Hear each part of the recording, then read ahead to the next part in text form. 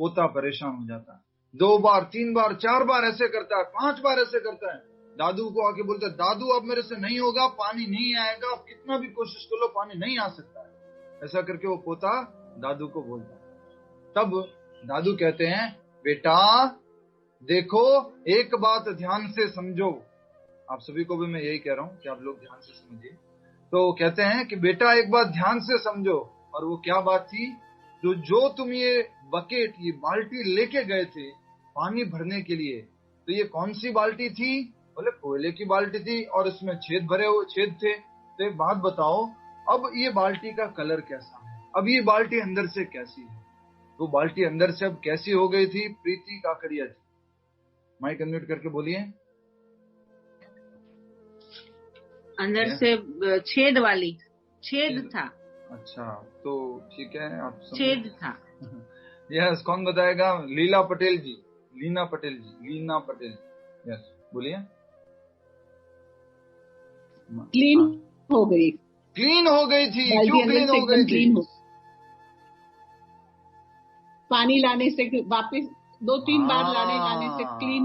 बहुत सुंदर, बहुत सुंदर। देखिए, उसने प्रयास किया वो पानी को उस छेद वाली बाल्टी में, पर उसका कलर कैसा था? अंदर से काला। और जब वो पानी लेके आ रहा था तो क्या हुआ? वो बाल्टी अंदर से साफ होती गई, क्लीन होती गई। वैसे ही अगर हम हमारे जीवन में प्रतिदिन भगवत गीता का अध्ययन करेंगे, श्रवण करेंगे, तो क्या होगा? ये माइंड जो है वो पूरा क्लीन हो जाएगा, जो हृदय है ना ये पूरा क्लीन हो जाएगा। ये पूरा भगवत गीता का विशेष कृपा है हम सब लोगों के ऊपर। इसलिए प्रतिदिन भगवत गीता का श्रवण करना चाहिए। शुरू करते हैं आज के श्लोक से, श्लोक संख्या 20। सभी से निवेदन, दोहराएंगे इसको, प्लीज रिपीट। अथ व्यवस्थितान् दृष्ट्वा धार्तराष्ट्रान् कपिध्वजः प्रवृत्ते शस्त्र संपाते धनुरुद्यम्य पांडवः ऋषिकेशं तदा वाक्यम् इदम् आह महीपते। ये श्लोक संख्या 20 है और इसमें जो है संजय किसको कह रहा है? धृतराष्ट्र को। क्या कह रहा है? देखिए, अभी तक हमने समझा दोनों तरह के शंख बज चुके हैं, लड़ाई की पूरी तैयारी हो चुकी है, घोषणा हो चुकी है एकदम से। पांडवों के शंख, कौरवों के शंख बज चुके हैं। पांडवों की तरफ से कृष्ण के शंख का नाम, अर्जुन के शंख का नाम, भीम के शंख का नाम, युधिष्ठिर के शंख के नाम, नकुल, सहदेव, सबके शंख का नाम हो चुका है। और उनके शंखों की ध्वनि के कारण कौरवों का क्या हो चुका है? हृदयानि विदारयत्, शटर्ड, हार्ट इज शटर्ड। जैसे कि उनको हृदय में छेद हो गया हो, ऐसी ध्वनि हो गई थी। अब जो है संजय बोल रहा है महीपते, किसको? सम्राट को, जो कि हस्तिनापुर में बैठे हुए हैं। और वो सम्राट कौन है? धृतराष्ट्र। धृतराष्ट्र को क्या कह रहे हैं आप देखिए। आज बहुत ही सुंदर कथा भी होने वाली है। अनुवाद दोहराएंगे, सभी से निवेदन है आपको रिपीट करना है, बोलना है, ठीक है। उस समय हनुमान से अंकित ध्वजा लगे रथ पर आसीन पांडुपुत्र अर्जुन अपना धनुष उठाकर तीर चलाने के लिए उद्यत हुआ।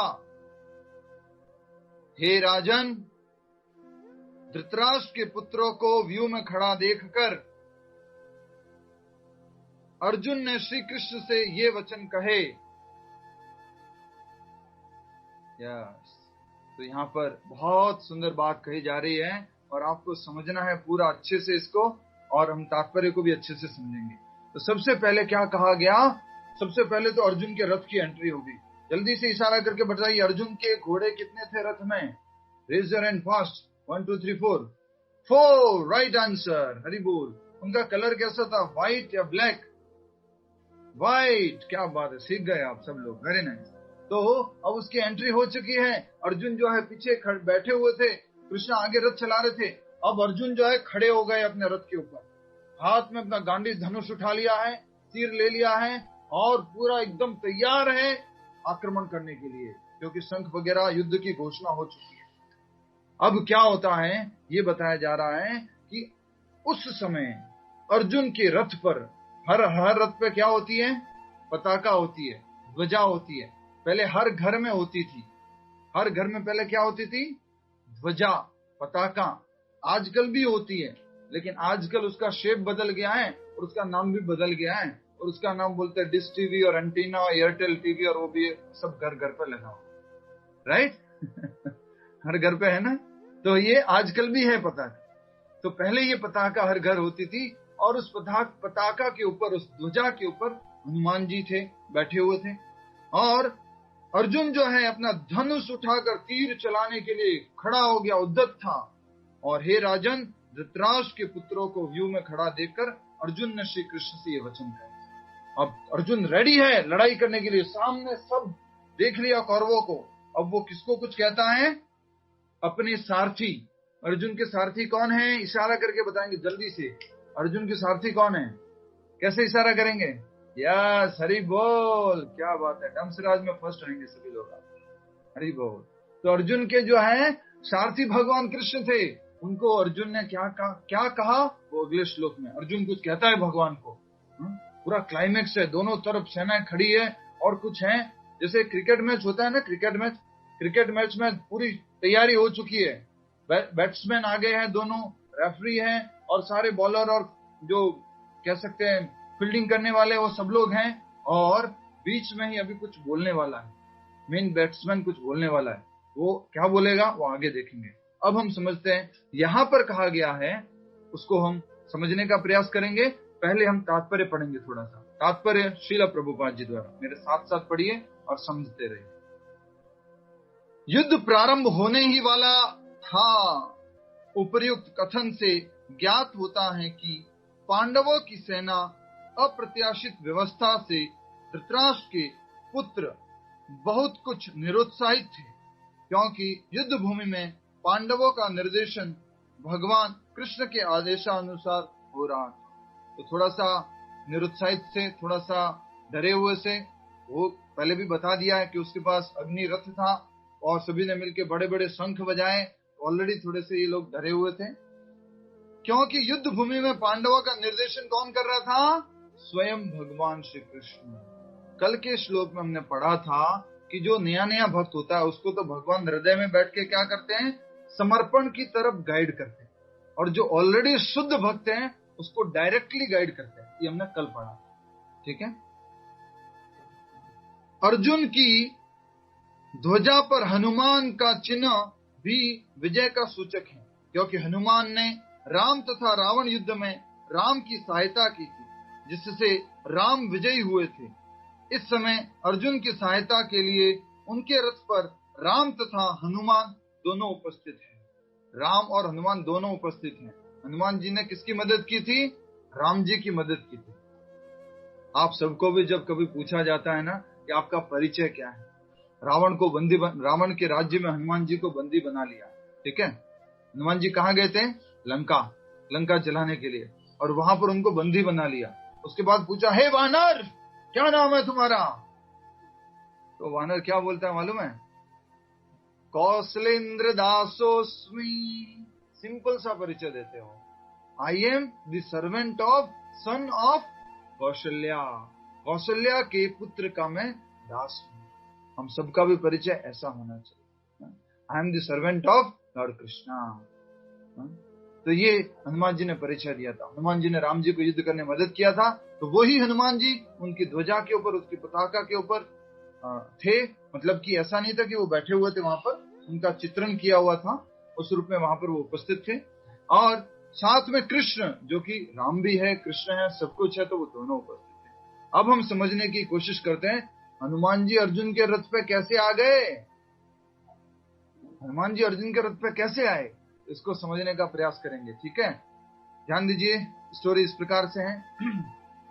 तो एक बार अर्जुन जो है पूरा अपना धनुष बाण लेकर के इधर उधर घूमता हुआ कहीं हिमालय के आसपास पहुंच जाता है, और हिमालय के पास जाता है।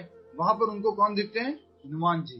तो हनुमान जी को प्रणाम करते हैं, नमस्कार करते हैं, और बोलते हैं कि हनुमान जी, मुझे एक बात समझ में नहीं आई। आप लोगों ने छोटे छोटे पत्थर इकट्ठे करके वो राम जी के लिए आपने वो ब्रिज बनाया था, पुल बनाया था, जैसे भारत से लंका जाने के लिए। ये इतनी ज्यादा मेहनत करने की क्या जरूरत थी? आप जो है तीरों का पुल बना सकते थे, जल्दी से बन जाता। तीरों का पुल बना देते, बस एरोज का, ठीक है, तीरों का पुल बना देते। हनुमान जी बोलते हैं वो भार सहन नहीं कर पाते, हम इतने बड़े लोग, इतनी सारी सेना, तीर जो है हमारा भार सहन नहीं कर पाते। तो अर्जुन बोलते हैं क्या बात कर दी, मेरे रथ, मेरे जो बाण है ना वो ऐसे हैं कि उसके ऊपर कितना भी भार दे दो सब सहन कर लेंगे। तो अर्जुन को हनुमान जी बोलते हैं अच्छा तुम पुल बना करके बताओ। तो फिर वो कौन बनाता है? अर्जुन एक पुल बनाता है, किससे? अपने बाणों से पूरा पुल बना देता है। उसके बाद हनुमान जी क्या करते हैं? उसके ऊपर जाते हैं और जंप करते हैं जोर से, धूम। और क्या होता है? उस पुल को कुछ नहीं होता है, वो पुल नहीं टूटता है। हनुमान जी और ट्राई करते, अपना विशाल रूप करते हैं, अष्ट सिद्धि नव निधि के दाता, असबर दीन जान की माता, सारी अष्ट सिद्धियां अप्लाई कर देते हैं उसको, बड़ा से बड़ा, हैवियर देन हैवीएस्ट, अगीमा लगीमा प्राप्ति असिता वसिता, सारी सिद्धियां लगा के ट्राई करते हैं, लेकिन वो नहीं टूटता है। तो हनुमान जी बोलते हैं मैं आपसे प्रसन्न हूं। और अर्जुन जो है वो उसको खुद को डाउट हो जाता है, अरे इतनी ताकतवर मेरे बाण है क्या, मुझे तो मालूम ही नहीं था। तो अच्छे से देखता है कि नीचे से भगवान कृष्ण उस पुल को पकड़े हुए थे, नीचे से ठाकुर जी, हमारे कृष्ण जी, वो सपोर्ट करे हुए थे। तो हनुमान जी प्रसन्न हो जाते हैं और बोलते हैं मैं तुम्हारे इस कौशल से प्रसन्न हूं, अब ऐसा करो। हनुमान जी जो है कृष्ण को राम रूप में दर्शन करते हैं और अर्जुन कृष्ण रूप में दर्शन करते हैं। तो फिर हनुमान जी उनको आशीर्वाद देते हैं, देखो मैंने तुम्हारे भाई को तो वचन दे दिया है, भीष्म को तो सॉरी, अर्जुन का भाई कौन था? भीम। भीम को तो मैंने बोल दिया है क्या, कि तुम जोर से चिल्लाओगे ना मेरी आवाज उसमें मिक्स होगी और उससे लोग डर जाएंगे, ऐसा करके बोला था। उसकी भी एक कहानी है। द्रौपदी ने बोला मेरे को एक बहुत सुंदर फूल चाहिए हिमालय से, वो भीम लेने के लिए चले गए और रास्ते में वहां पर क्या था? पूंछ थी, पूंछ। तो पूंछ को देख के बोलते क्या कौन बानर है, हे बानर अपनी पूंछ को हटाओ जल्दी से, मेरे को जाना है, फूल लेने के लिए जाना है। तो वानर जो है हनुमान जी थे, वो बुढ़ा रूप धारण करके बैठे हुए थे, मैं तो बहुत बुढ़ा हो गया हूँ, मेरे से तो ये पूंछ उठाई नहीं जाती, आप थोड़ा कुछ मदद कर लो, थोड़ा साइड में करके आप निकल जाओ। भीम को थोड़ा लगा हाँ मैं साइड में कर लेता हूँ, एक हाथ से पकड़ता है और ऐसे फेंकने की कोशिश करता है, तो हाथ में उठती भी नहीं है वो पूंछ। भीम 10,000 हाथियों के बल वाला, उससे वो पूंछ उठती भी नहीं है। फिर वो दोनों हाथों से ट्राई करता, पूरा वो सारे जिम में उसने जितना डंबल्स वगैरह सब उठाया था ना, सब ट्राई कर लिया उसने, कुछ नहीं होता है उसको। उसके बाद में वो उठा करके फेंकने की कोशिश करता है, हार जाता है। फिर वो हनुमान जी के पास जाता है, भीम बोलता है कि हनुमान जी सॉरी, आप वानर अपना वास्तविक रूप प्रकट कीजिए, आप कोई साधारण वानर नहीं है।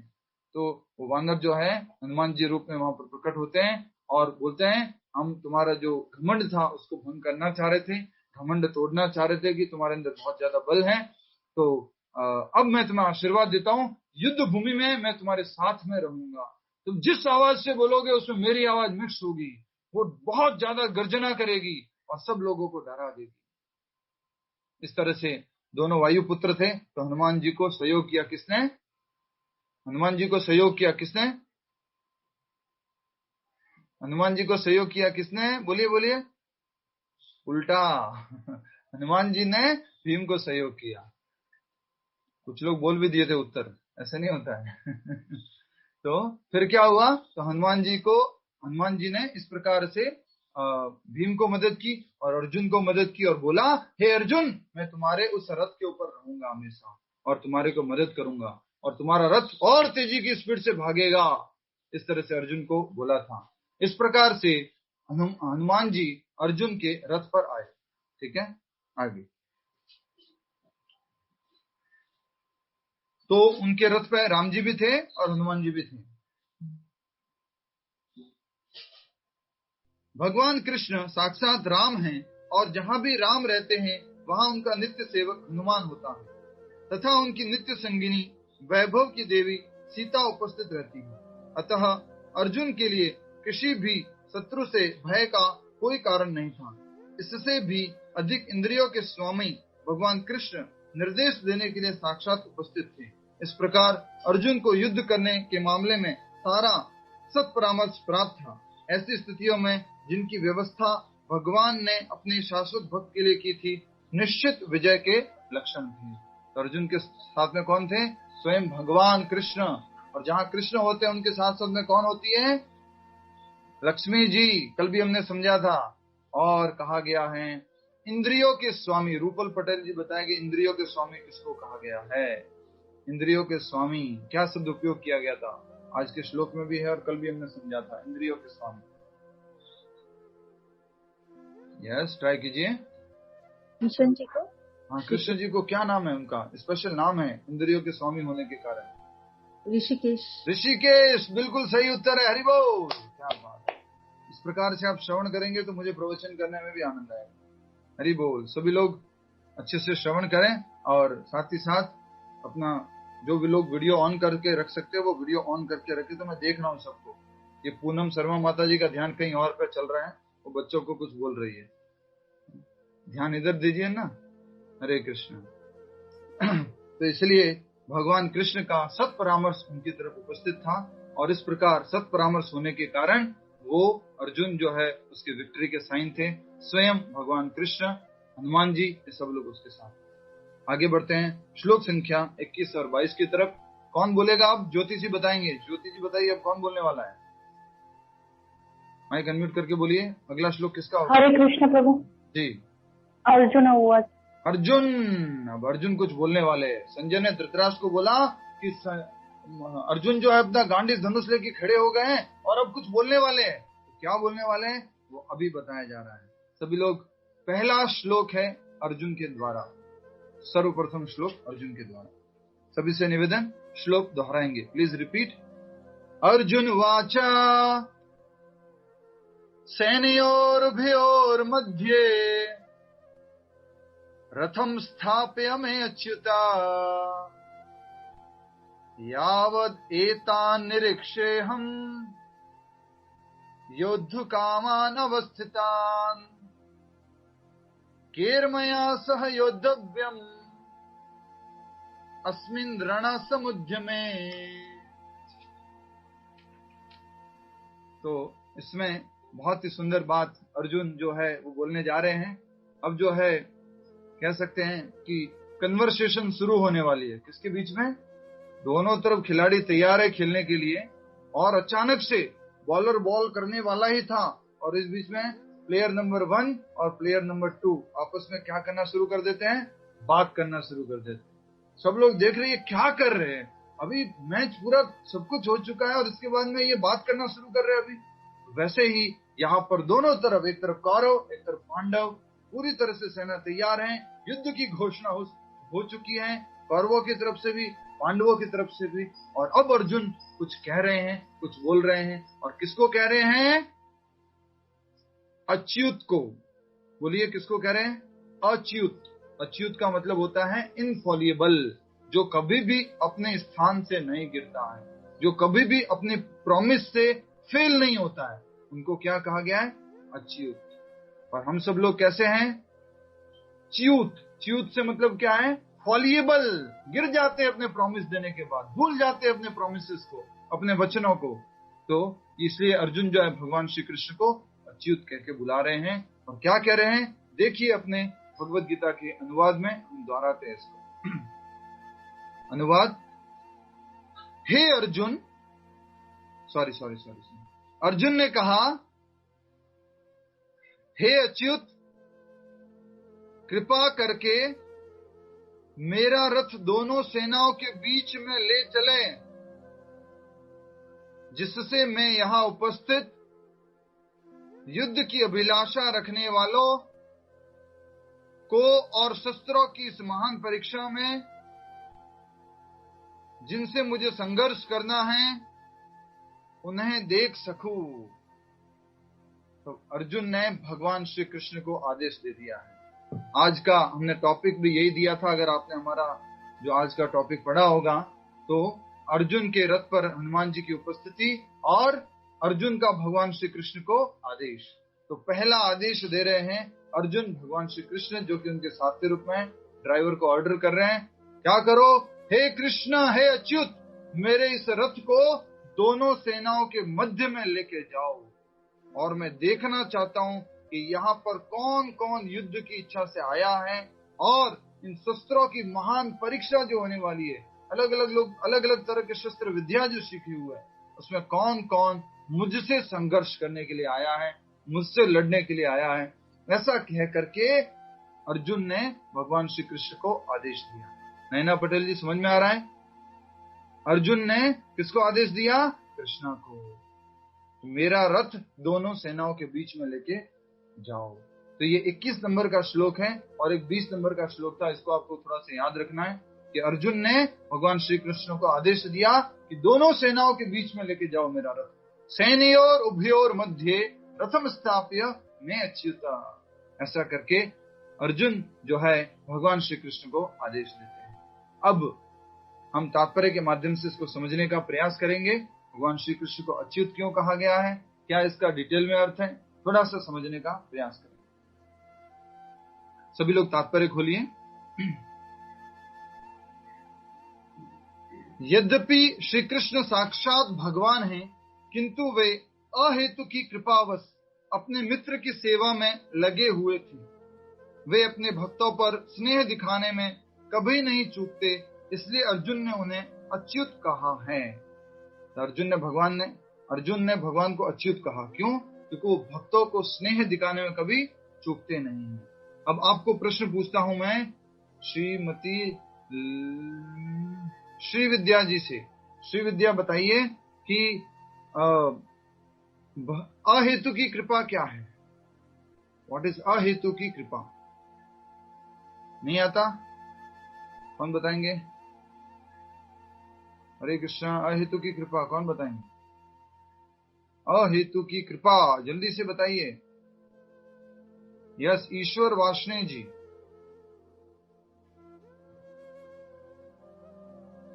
हरे कृष्णा। जिसमें अपना कोई हित ना हो। जिसमें अपना कोई हित ना हो। अहित हो जिसमें सबका हित। थोड़ा सा गड़बड़ हो गया, ये थोड़ा गड़बड़ हो गया। आशु स्नान जी बताएंगे। हरे कृष्णा। क्या होता है अहेतु की कृपा? कौन बता सकता है? और अहेतु की जिसमें अपना कोई स्वार्थ नहीं, कोई स्वार्थ नहीं हो। कोई बताना चाहेगा? Raise your hand. नहीं? ठीक है। अच्छा, प्रीति माता जी बताएंगे, बताइए। मतलब सिंपल टर्म्स में कॉजलेस मर्सी। तो आपने उसको इंग्लिश में कर दिया, उसको सरल भाषा में बताइए ना। मतलब बिना कोई कारणवश ना रुकने वाली कृपा अपने भक्तों पर। हरि बोल। अकारणवश दया, कोई कारण नहीं है, इसको क्या बोलते हैं? अहेतु की कृपा। और भगवान श्री कृष्ण हमेशा इस बात के लिए जाने जाते हैं कि वो अपने भक्तों पर अहेतु की कृपा कर रहे हैं। ठीक है? तो भगवान श्री कृष्ण को क्या कहा गया है? अच्युत। अच्युत शब्द से क्या अर्थ होता है? जो कभी भी अपने स्थान से नहीं गिरते हैं, कभी भी अपने प्रॉमिस से नहीं गिरते हैं। उसका एक बहुत बड़ा उदाहरण है, जब भगवान श्री कृष्ण ने क्या कर दिया था? प्रॉमिस ले लिया था। ठीक है, इसको मैं आगे बताऊंगा नेक्स्ट श्लोक में, अगर टाइम रहा तो, नहीं तो इसमें स्टोरी में समझ चला जाए। आगे, वे अपने भक्तों पर स्नेह दिखाने में कभी नहीं चूकते, इसलिए अर्जुन ने उन्हें अच्युत कहा था। सारथी रूप में उन्हें अर्जुन की आज्ञा का पालन करना था, और उन्होंने इसमें कोई संकोच नहीं किया, अतः उन्हें अच्युत कहकर संबोधित किया गया है। भगवान श्री कृष्ण क्या बन गए? सारथी। सोचिए, कुछ भजन आता है इस तरह का, मैं एकदम से याद तो नहीं कर पा रहा हूं। 3 लोकों के नाथ यहाँ क्या बन गए हैं? वो सारथी बन गए हैं। 3 लोक तो कुछ भी नहीं है, क्योंकि 3 लोक तो भगवान के एक भौतिक जगत का भाग है। तो वो स्वयं कृष्ण, ईश्वरः परमः कृष्ण, सुप्रीम कंट्रोलर, जो सबको कंट्रोल करते हैं, उनके अंडर में सारी सृष्टि है, वो स्वयं अर्जुन के क्या बन गए? सारथी बन गए। इस भाव को समझना बहुत ज्यादा जरूरी है। ये भगवान है। कई बार लोग समझते हैं बस भगवान की सेवा करो, भगवान की सेवा करो, भगवान को सेवा चाहिए, सेवा चाहिए, सेवा चाहिए, बस भगवान तो और कुछ नहीं करते हैं। नहीं, भगवान भी अपने भक्तों की क्या करते हैं? सेवा करते हैं। अभी उसको मैं बताऊंगा, आगे लिखा हुआ है, उसको समझाने का प्रयास करूंगा। उससे पहले छोटी सी कहानी बताना चाहूंगा चैतन्य महाप्रभु की लीला से। तो चैतन्य महाप्रभु साउथ इंडिया के टूर पे थे, दक्षिण भारत के विजिट में थे, और वहां पर थे एक श्रीरंगम मंदिर है साउथ में। श्रीरंगम मंदिर में वहां पर एक बाहर एक ब्राह्मण था। वो ब्राह्मण क्या करता था? वो भगवत गीता को ऐसे पढ़ता था, ऐसे पढ़ता था, कभी ऐसे पढ़ता था, कभी उल्टा कर देता था, कभी कैसे कैसे करके वो पढ़ता था। उसको कुछ भी समझ में नहीं आता था। तो उसके मित्र आकर के उसकी हंसी उड़ाते थे। ये देखो पढ़ रहा है, अनपढ़ पढ़ रहा है, ऐसे करके उसकी मजाक उड़ाते थे। और उस तरह से वो फिर बहुत रोने लगता था, रोता था। इस प्रकार से कई बार उसका मजाक उड़ाया। अब उसकी मजाक की उसको, जो लोग उसकी हंसी उड़ाते थे, उसकी परवाह नहीं रहती थी। अब वो मात्र और मात्र भगवत गीता को ऐसे देखता था, ऐसे कैसे देखता था? ऐसे ऊपर से देखता था बस, और रोता रहता था, रोता रहता था। तो एक दिन चैतन्य महाप्रभु वहां पहुंचे, और चैतन्य महाप्रभु पहुंच करके उससे पूछते हैं, हे ब्राह्मण, क्या हुआ? तुम रो क्यों रहे हो? और तुम्हारे हाथ में तो मुझे भगवत गीता दिख रही है, इसका मतलब तुम्हें भगवत गीता समझ में आ रही है, क्यों रो रहे हो तुम? क्या समझ में आया भगवत गीता में? ऐसा कृष्ण ने क्या बोल दिया यहाँ पर कि तुम रो रहे हो? तो वो ब्राह्मण क्या बोलता है मालूम है? मैं तो अनपढ़ हूं, मुझे गीता पढ़ना नहीं आता। मेरे गुरु ने कहा है कि गीता पढ़नी चाहिए, इसलिए मैं पढ़ने का प्रयास कर रहा हूं। तो तुम अनपढ़ हो तो क्या प्रयास कर रहे हो? और अनपढ़ हो के तुम्हें क्या ऐसा समझ में आ रहा है इसलिए तुम रो रहे हो? तो वो क्या कहते हैं? वो छोटा सा बालक, वो ब्राह्मण कहता है,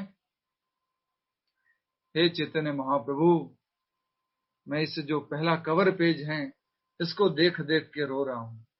बोले क्यों? बोले संपूर्ण ब्रह्मांड के नायक, ब्रह्मांडों के नायक भगवान श्री कृष्ण अपने भक्त के लिए जो है सारथी बन गए हैं, ड्राइवर बन गए हैं। और इस बात को देख देख करके मुझे इतना ही समझ में आया है, और कुछ भी नहीं समझ में आया कि भगवान कितने भक्त वत्सल हैं। तो उस बात को देखकर मेरे आंखों से अश्रु आ रहे हैं। तो चैतन्य महाप्रभु स्वयं भगवान श्री कृष्ण उनको गले लगा लेते हैं, उस ब्राह्मण को, उस बालक को, और बोलते हैं, you have understood the complete Bhagavad Gita. तुमने पूरी भगवत गीता को समझ लिया है। ऐसा करके वो उस बालक को कहते हैं। इसलिए हमें भी थोड़ा सा यहाँ भावपूर्वक भी समझना होगा कि किस प्रकार से भगवान जो है स्वयं अर्जुन के क्या बन गए? सारथी बन गए हैं। आगे देखिए, सारथी रूप में उन्हें अर्जुन की आज्ञा पालन करना था, और उन्होंने इसमें कोई संकोच नहीं किया। अतः उन्हें अच्युत कहकर संबोधित किया गया है। यद्यपि उन्होंने अपने भक्त का सारथी पद स्वीकार किया था, किंतु इससे उनकी परम स्थिति अक्षुण बनी रही। मतलब कि सुप्रीम लॉर्ड रहे, इसमें कुछ भी वो नहीं हुआ कि भगवान सारथी बन गए तो उनकी स्थिति में कुछ कमी आ गई, नहीं। प्रत्येक परिस्थिति में वे इंद्रियों के स्वामी भगवान ऋषिकेश हैं। भगवान तथा उनके सेवक का संबंध अत्यंत मधुर एवं दिव्य होता है। इस बात को हमें समझना है। भगवान और उनके भक्त, उनके सेवक का संबंध कैसा होता है? मधुर होता है। खास करके भगवान श्री कृष्ण के साथ में। भगवान श्री कृष्ण का एक रूप है, उनको बोला जाता है विष्णु या नारायण रूप, ठीक है। वहां पर कैसे चलता है मालूम है? विष्णु के सामने आपको ऐसे खड़ा होना था, यस सर विष्णु जी मैं आया हूं आपको प्रार्थना लेकर के, और ये थोड़ी प्रार्थना थी। तो विष्णु भगवान पूरा एकदम स्ट्रिक्ट रहते हैं। लेकिन कृष्ण क्या है? कृष्ण बहुत फ्रेंडली रहते हैं। उनको कोई बोल देगा ना, कृष्ण अभी एक काम करो, अभी तुम्हें मेरे को पीठ के ऊपर बिठाना पड़ेगा, तो कृष्ण उनको पीठ पर बिठाएंगे। कृष्ण को कोई बोलता था मेरे को हवा करो, थोड़ा फैन करो, तो कृष्ण फैन भी किए हैं। जब नंद बाबा ने बोला कि मेरे जूते लेके आओ, कृष्ण जो बालक के रूप में थे, तो कृष्ण ने क्या किया? सर के ऊपर जूते रख दिए और ऐसे करते हुए लेके आ रहे हैं। राइट? तो ये है भगवान श्री कृष्ण, अपने भक्तों की सेवा करते हैं, इसमें किसी भी प्रकार से वो कमी नहीं रखते हैं। और उनका संबंध कैसा होता है? मधुर होता है। अगर चाहते ना तो भगवान श्री कृष्ण नंद बाबा को कह सकते थे, Nanda Baba I am supreme personality of Godhead, okay you can't order me. तो विष्णु रूप हो जाता वो उनका। तो ऐसा नहीं था वो। सेवक स्वामी की सेवा करने के लिए सदैव उद्यत रहता है और भगवान भी भक्त की कुछ न कुछ सेवा करने की कोशिश में रहते हैं। हम तो भगवान की सेवा करना ही चाहते हैं, लेकिन भगवान भी भक्त की सेवा करना चाहता है। बट अब आपको ध्यान रखना होगा, वो भक्त कैसा होना चाहिए? शुद्ध भक्त होना चाहिए। जब शुद्ध भक्त है तो भगवान उसकी सेवा करते हैं। और आप जानते ही हैं, पंढरपुर, विठला और भी इस तरह से बहुत सारी कहानी है जहां पर स्वयं भगवान जो है सेवा करने के लिए आ जाते हैं। और अभी अर्जुन के केस में कैसे सेवा कर रहे हैं भगवान? नैना पटेल जी, अर्जुन के केस में भगवान कैसे सेवा कर रहे हैं? माइक अनम्यूट करके बोले। सारथी बन के, सारथी बन करके, ड्राइवर बन करके।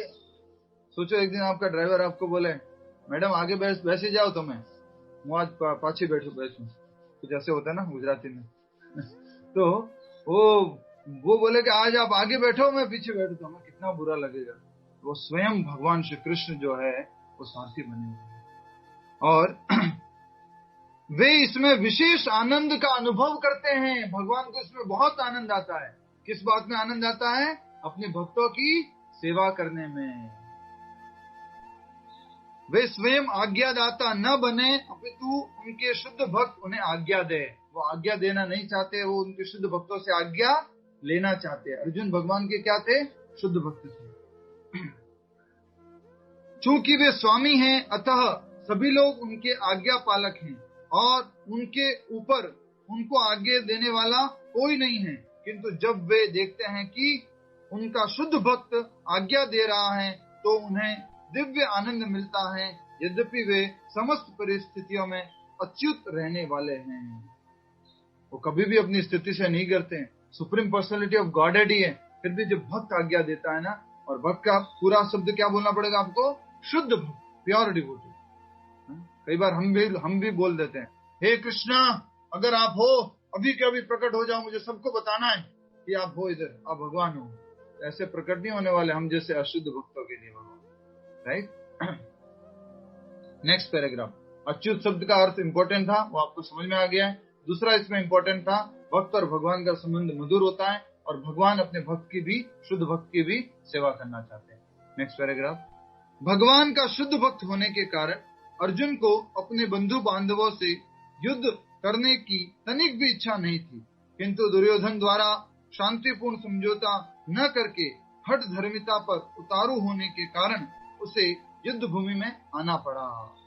वो तो शुद्ध भक्त थे भगवान के, इसलिए उन्होंने क्या कह दिया था? लास्ट में क्या कह दिया था? अरे राज्य मत दो, कुछ भी मत दो, एटलीस्ट क्या दे दो? 5 गांव दे दो, बस 5 गांव दे दो, और कुछ नहीं चाहिए हमें। तो वो प्रपोजल लेके कौन गए थे? कृष्ण स्वयं गए थे। और कृष्ण गए और दुर्योधन को बोला, दुर्योधन बस पांडवों को 5 गांव दे दो और कुछ नहीं चाहिए। दुर्योधन क्या बोलता है? सुई की नोक के बराबर भी जमीन नहीं दूंगा मैं, ऐसा बोलता है दुर्योधन। और भगवान के भक्त क्या होते हैं? वो कम में भी संतुष्ट रहना जानते हैं। इसलिए कहा गया है, शांतिपूर्ण समझौता न करके हठ धर्मिता पर उतारू होने के कारण उसे युद्ध भूमि में आना पड़ा था, दुर्योधन के कारण। अतः वह यह जानने के लिए अत्यंत उत्सुक था कि युद्ध भूमि में कौन कौन से अग्रणी व्यक्ति उपस्थित हैं। यद्यपि युद्ध भूमि में शांति प्रयासों का कोई प्रश्न नहीं उठता, तो भी वह उन्हें फिर से देखना चाह रहा था और यह देखना चाह रहा था कि वे इस अवांछित युद्ध पर किस हद तक तुले हुए हैं। ठीक है, बस वो देखना चाह रहा था कि कौन कौन से योद्धा अलग अलग देशों से आए। मैंने पहले भी बताया था, पहले ये हस्तिनापुर के जो राजा होते थे, चक्रवर्ती सम्राट होते थे, और वो कहां पर राज्य करते थे? पूरी पृथ्वी पर। किस पर राज्य करते थे? पूरी पृथ्वी पर, इसलिए उनको चक्रवर्ती सम्राट कहा जाता था। तो सारे देशों के राजा आए हुए थे, अलग अलग देशों से। हम लोग कहते हैं ना कई बार कि इन्होंने इंडिया को खोजा और इन्होंने अमेरिका को खोजा, इन्होंने उसको खोजा। उससे पहले भी ये सब एग्जिस्ट करते थे, पहले भी ये सब कुछ थे। और उसके बारे में श्रीमद् भागवत में बताया गया, किराट, हुणांद्र, पुलिंद, पुलकसा, यवना, कषादिया, ये सब भागवत में बताया गया। एक एक देश का नाम बताया गया। ठीक है, अब हम चलते हैं श्लोक संख्या 23 की तरफ। सभी से निवेदन है कि श्लोक संख्या 23 को आप सभी लोग उच्चारण करेंगे हमारे पीछे पीछे। योत्सिमानान वक्षेहम् य एते अत्र समागताः धार्तराष्ट्रस्य दुर्बुद्धे युद्धे प्रिया चिकीर्षवः। अनुवाद तात्पर्य श्रील प्रभुपाद जी द्वारा अनुवाद दोहराएंगे सभी लोग। Please repeat. मुझे उन लोगों को देखने दीजिए जो यहाँ पर धृतराष्ट्र के दुर्बुद्धि पुत्र दुर्योधन को प्रसन्न करने की इच्छा से लड़ने के लिए आए हुए हैं। धृतराष्ट्र के दुर्बुद्धि पुत्र जिनकी बुद्धि खराब हो चुकी है, उन धृतराष्ट्र के पुत्रों को देखने दीजिए जो दुर्योधन की प्रसन्नता के लिए यहाँ पर लड़ने के लिए आए हैं। और कौन कौन आए उसके दुर्योधन के साथ में? उसके मित्र, उसके साथी, उसके और कोई रिलेटिव्स, वो सब उसके साथ लड़ाई करने के लिए आए। कौन कौन आए वो आगे आएगा। तो यहाँ पर इसलिए कहा गया है मुझे उन लोगों को देखने दीजिए जो यहाँ पर धृतराष्ट्र के दुर्बुद्धि पुत्र दुर्योधन को प्रसन्न करने की इच्छा से लड़ने के लिए आए हुए हैं। अब मैं पूछना चाहूंगा आप में से, ये बात कौन किसको कह रहा है? Please raise your hand. ये बात कौन किसको कह रहा है? कहाँ गए? हरे कृष्णा, हरि बोल। कुछ लोग छुप गए क्या? प्रश्न की वजह से छुपिए मत। आप प्रश्न पूछ रहे हो तो छुपना नहीं। हरे कृष्णा। यह स्वाति जी बताइए, किसने किसको कहा? अर्जुन ने श्री कृष्णा जी को कहा। क्या कहा? पहले क्या कहा? इससे पहले रथ को बीच में ले जाए ताकि वो देख सके कि दोनों तरफ कौन कौन है। हाँ, मतलब कौन कौन युद्ध करने के लिए आया हुआ है। और अभी क्या कहा? अभी कहा कि दुर्योधन का साथ देने के लिए कौन आया है वो उनको देखना था। दुर्बुद्धि पुत्र धृतराष्ट्र के दुर्बुद्धि पुत्र को मैं उनके साथ में जो जो लड़ाई करने के लिए आया है उन सबको देखना चाहता हूँ।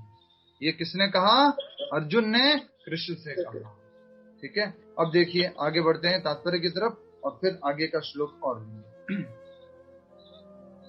यह सर्व विदित था कि दुर्योधन अपने पिता धृतराष्ट्र की 60 गांठ से पापपूर्ण योजनाएं बनाकर पांडवों के राज्य को हड़पना चाहता था। ये हमने कल भी समझा था। एक माँ होती है जो अपने बच्चे को रोकती नहीं है, उसी प्रकार से धृतराष्ट्र और किसकी? अपने बेटे, उनके बेटे कौन? दुर्योधन। उन दोनों की मिली भगत थी। आपस में उन्होंने पूरा ट्राई किया था कि कैसे करके इनका राज्य हड़पना है, पांडवों का सब कुछ छीन लेना है। अतः जिन समस्त लोगों ने दुर्योधन का पक्ष ग्रहण किया था वे उसी के समान धर्मा रहे होंगे। इसलिए प्रभुपाद जी कहते हैं कि जब दुर्योधन का कोई साथ देने के लिए आया है तो वो लोग भी कैसे होंगे? दुर्योधन जैसे ही होंगे, दुर्बुद्धि होंगे। प्रभुपाद जी एक शब्द उपयोग करते हैं, birds of same feather flocks together. एक तरह के क्या बोलते हैं, पंख वाले पंछी एक साथ उड़ते हैं। तो ये दुर्योधन भी कैसा है? दुर्बुद्धि। इसके साथ में जो लोग आए वो भी कैसे होंगे? दुर्बुद्धि। तो मैं देखना चाहता हूँ कि कौन कौन लड़ाई करने के लिए आए हैं। अर्जुन युद्ध प्रारंभ होने के पूर्व यह तो जान ही लेना चाहता था कि कौन कौन से लोग आए हुए हैं, किंतु उनके समक्ष समझौता का प्रस्ताव रखने की उसकी कोई योजना नहीं थी। यह भी तथ्य था कि वह उनकी शक्ति का, जिसका उसे सामना करना था, अनुमान लगाने की दृष्टि से उन्हें देखना चाह रहा था। यद्यपि उसे अपनी विजय का विश्वास था क्योंकि कृष्ण उसकी बगल में विराजमान थे। हमेशा हमें कृष्ण अगर हम साथ में रखेंगे तो विजय निश्चित है। जयस्तु पांडु पुत्राणाम येषाम पक्षे जनार्दना। तो इसलिए कहा गया है यहाँ पर कि अर्जुन जो है कोई शांति के प्रस्ताव से नहीं आया था। और अच्छे कुशल क्या कह सकते हैं, एक क्षत्रिय की क्वालिटी क्या होती है? वो क्या करता है? सामने वाले आर्मी की शक्ति को जज करता है, उसको देखता है कि कैसे लोग कितने पावरफुल है, वो एक बार देखता है। ठीक है, तो यही अर्जुन ने भगवान श्री कृष्ण को आदेश दिया है। अब संजय कुछ बोलने वाला है, और संजय बोलेंगे, और उसके बाद भगवान कृष्ण पहली बार बोलेंगे इस अध्याय में। छोटा सा, मतलब एक श्लोक में जो 2 लाइन होती है, उसमें से भी 1 लाइन की आधी लाइन उतना कृष्ण बोलते हैं बस। ठीक है, अभी हम पहले ये वाला श्लोक देखते हैं, श्लोक संख्या 24। तो प्रैक्टिकल शिक्षा आप नोट कर लीजिए, इस वाले श्लोक में क्या थी। कभी भी अपना बेटा अगर गलत कर रहा है तो उसमें 60 गांठ नहीं करनी है, उसको सपोर्ट नहीं करना है। ठीक है, तो ये इससे हमें समझना था। दुर्योधन ने जो प्लान किया था उसमें जो धृतराष्ट्र है वो सब सपोर्ट कर रहे थे, उसको मदद कर रहे थे, तो ऐसा हमें नहीं करना चाहिए। संजय उवाच, श्लोक संख्या 24।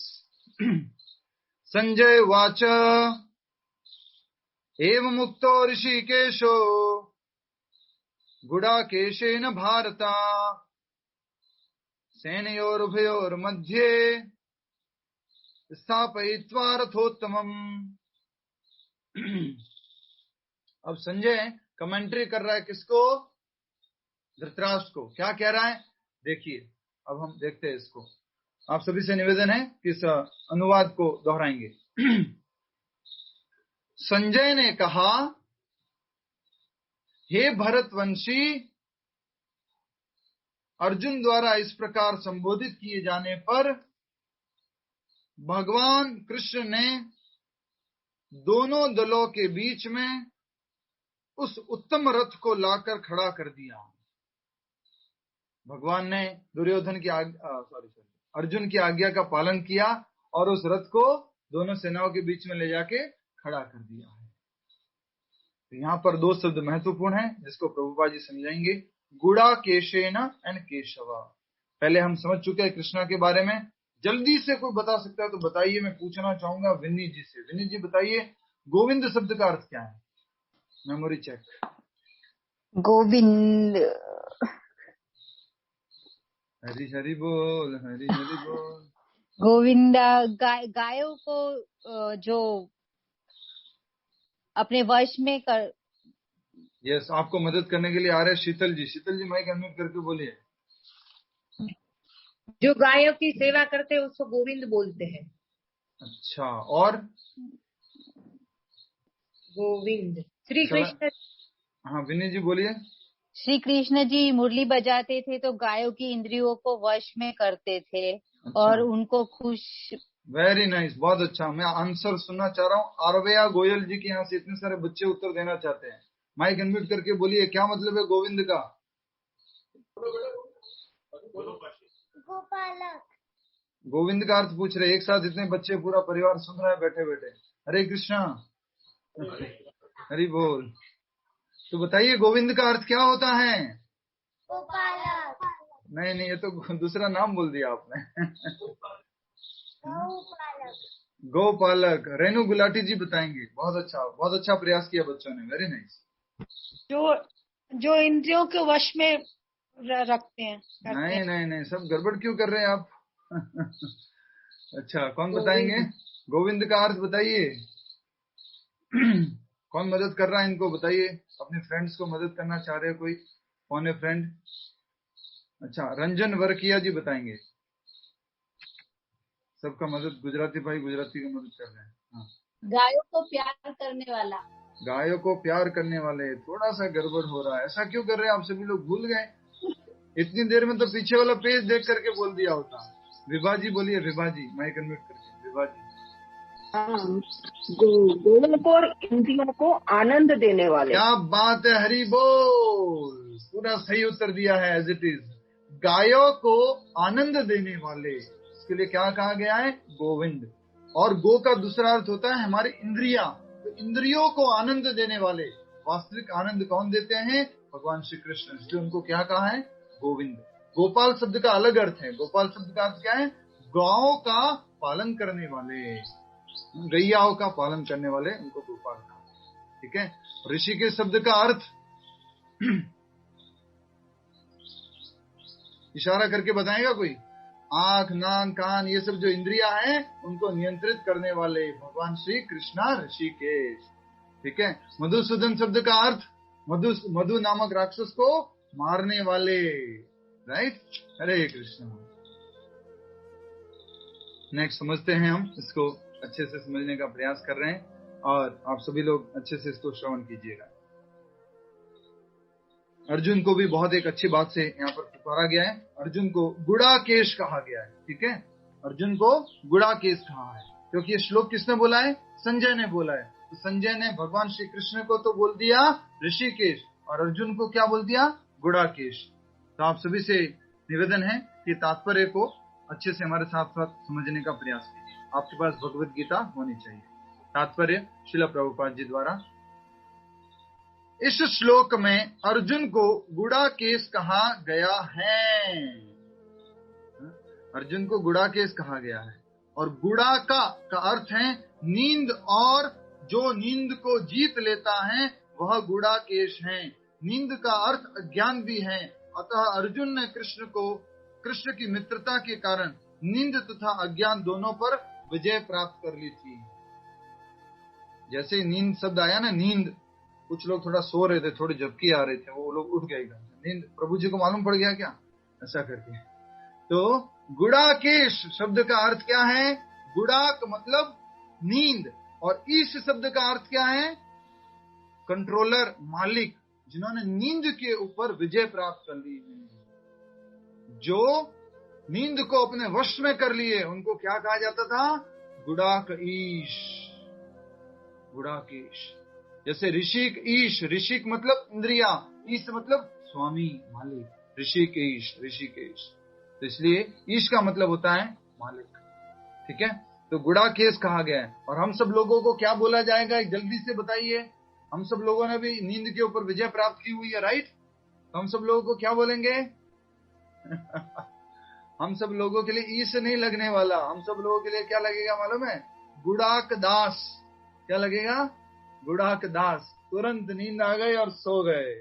तो हम ऐसे हैं। अर्जुन जो है, एक बार रात को भोजन कर रहे थे।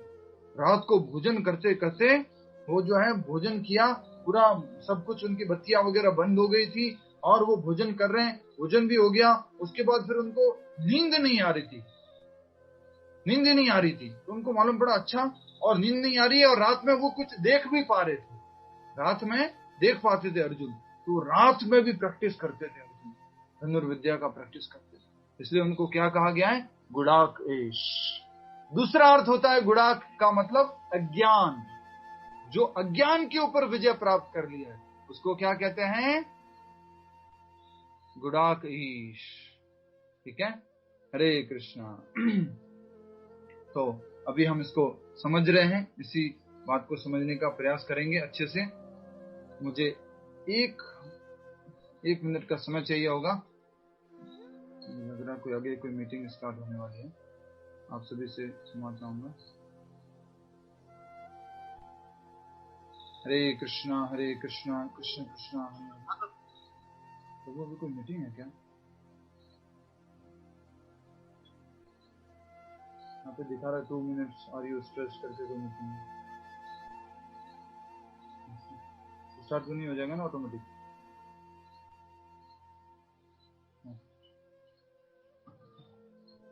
हरे कृष्णा, ठीक है। तो ये गुड़ाकेश शब्द का अर्थ समझ लिया। हम सब लोग क्या हैं? और भगवान ऋषिकेश है, तो हम क्या हैं? ऋषिक दास, इंद्रियों के नाश।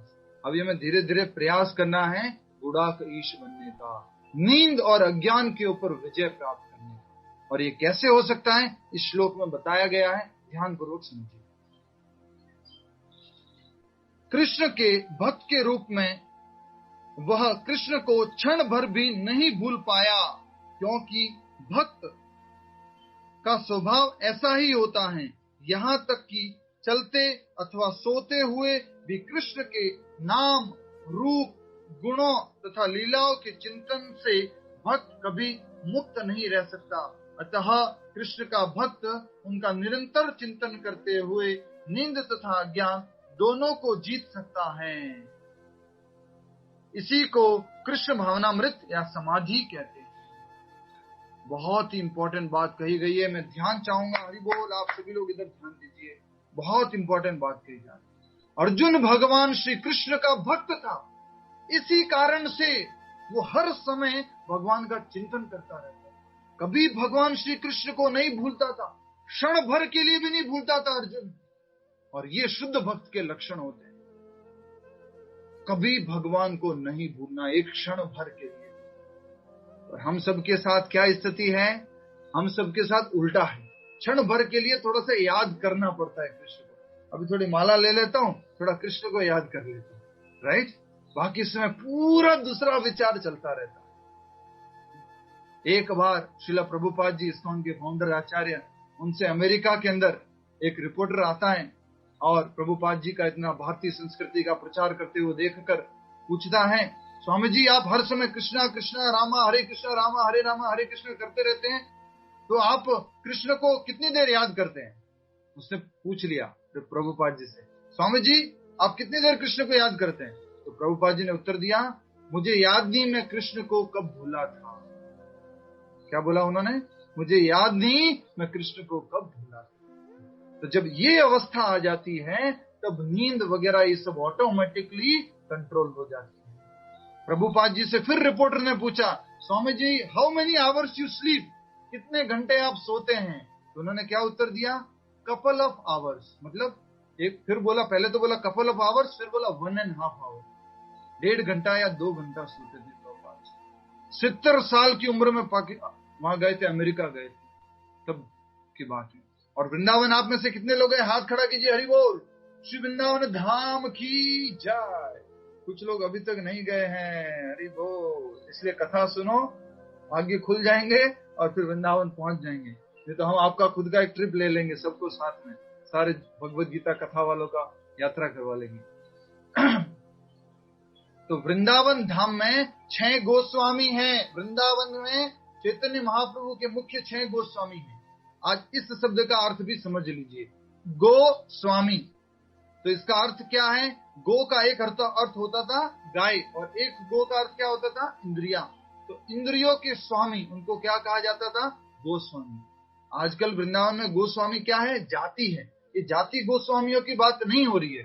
गोस्वामी जो इंद्रियों के ऊपर जिन्होंने नियंत्रण कर रखा। चैतन्य महाप्रभु के 6 मुख्य शिष्य हुए हैं जो 6 गोस्वामी बने।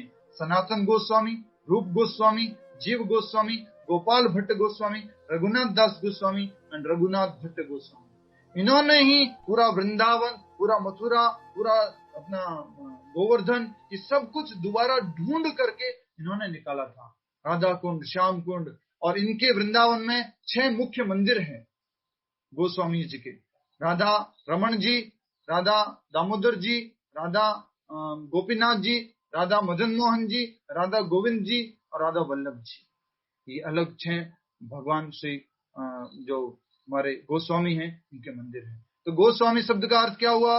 वृंदा, मिन्नी जी बताइए, गोस्वामी अर्थ का शब्द का क्या अर्थ है? माइक अनम्यूट करके बोलिए, गोस्वामी शब्द का अर्थ क्या है? मिन्नी जी। यस स्वामी जी, पहले तो मेरी आपसे एक प्रार्थना है कि मेरा नाम मिन्नी नहीं है, एक्चुअली मेरा नाम वृंदा है, तो मुझे वृंदा ही पुकारिएगा। इतना अच्छा नाम है आपका और आप मिन्नी मिन्नी कहते रहते हैं, मैं मिन्नी बोल रही हूँ, मैं मिन्नी बोल रही हूँ। वृंदा किसको कहते हैं मालूम है? किसको कहते हैं? तो इतना सुंदर नाम मिला और मिन्नी मिन्नी मिन्नी। अभी कल परसों ही किसी ने बोला था ना कि अगर बच्चों का नाम भगवान के नाम पे रखा है, कुछ रखा है, तो भगवान का नाम तो याद आएगा। अब आपका तो इतना अच्छा भक्ति देवी तुलसी महारानी का नाम था और आपने उसको ट्रांसफॉर्म करके मिन्नी कर दिया है। नहीं, आप वृंदा ही बोलिए। No, I live in, I live in metro city, so I have to keep my name Minnie or Tinny. No. In fact, I changed today, and I wanted to tell you. ठीक है, गोस्वामी शब्द का अर्थ बताइए। हाँ जी, जो इंद्रियों के स्वामी, जिन्होंने इंद्रियों को अपने कंट्रोल कर लिया, नियंत्रित कर लिया। ठीक है, बहुत सुंदर। तो हम सब लोग क्या है? गोस्वामी है क्या? नहीं। हम सब लोगों के लिए क्या शब्द आएगा? बोलिए। हमारे लिए तो आएगा क्या? गोदास। अभी तो बताया था इंद्रियों के हम दास हैं। ठीक है, अभी बताया था हमने, हम सब लोग इंद्रियों के दास हैं। अभी थोड़ी सी देर प्रभु जी 5 मिनट का टाइम दे देना, जीभ बोलेगी पानी पीना है, तुरंत चाय पकौड़ा नाश्ता, ओहो सब चाहिए। जैसा इंद्रिया बोलेगी तुरंत, अभी टीवी पर प्रभु जी को देख रहे, फिर तुरंत आज तक जी टीवी न्यूज ये वो मूवीज चालू। इंद्रिया हमारे इतनी ज्यादा हमारे ऊपर हावी है राइट। तो हमें इन इंद्रियों को नियंत्रण करना है और धीरे धीरे गोदास से क्या बनना है, गोस्वामी बनना है। लास्ट की 2-3 लाइनें बची है, फिर सामूहिक रूप से हम सभी लोग मिलके परम पवित्र भगवान श्री कृष्ण के महामंत्र का जाप करेंगे। आगे पढ़ लीजिए। यहां तक कि सॉरी हरे कृष्णा, यहां तक कि चलते तथा सोते हुए भी कृष्ण के नाम, रूप, गुणों तथा लीलाओं का चिंतन से भक्त कभी मुक्त नहीं रह सकता। अब आपके मन में एक प्रश्न आया होगा कि भगवान का हम चिंतन कैसे करें, भगवान का चिंतन कैसे संभव है? भगवान के उस रूप को देखा है, उसको बार बार चिंतन करें कि क्या करें, भगवान के चिंतन से अर्थ क्या है? तो ये 4 चीजें हैं भगवान के चिंतन से अर्थ है। अपनी डायरी में लिख लीजिए, ये हमेशा आपके काम आएंगी। 4 चीजें हैं, वो क्या है? गुण, भगवान के गुण, क्वालिटीज, ठीक है, भगवान की विशेषताएं। और दूसरा है नाम, भगवान का नाम, फिर भगवान का रूप और फिर भगवान की लीला है। ये 4 चीजें अगर आपको मालूम होगी ना, तो हमेशा आप भगवान श्री कृष्ण का, भगवान श्री राम जी के बारे में अगर ये 4 चीजें मालूम होगी तो उनका चिंतन हमेशा कर पाएंगे, हमेशा। गुण, रूप, नाम और लीला। नाम हरे कृष्ण महामंत्र, गुण भगवान की 64 क्वालिटीज, और लीला भगवान ने जो ब्रज में, द्वारका में जो लीलाएं की वो लीलाएं, और गुण, रूप, नाम और लीला। ठीक है, ये सब हमने समझ लिया। रूप भगवान का, कैसा रूप है भगवान का? मेघ श्याम और द्विभुज मुरलीधर, त्रिभंगी, 3 जगह से टेढ़े हैं ठाकुर जी, और बहुत ही सुंदर मोर